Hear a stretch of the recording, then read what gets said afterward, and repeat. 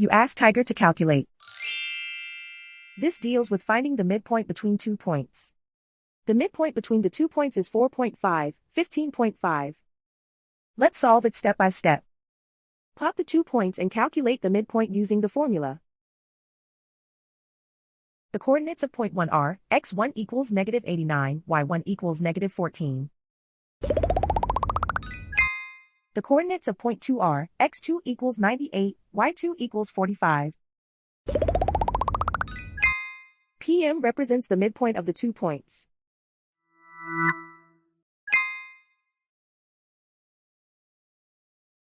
Use the x values in the midpoint formula to find the midpoints x. x1 equals -89. x2 equals 98. Simplify the arithmetic.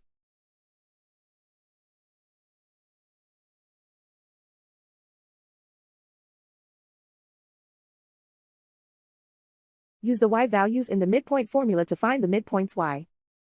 y1 equals -14.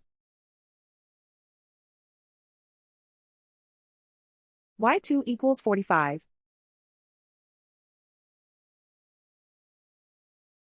Simplify the arithmetic.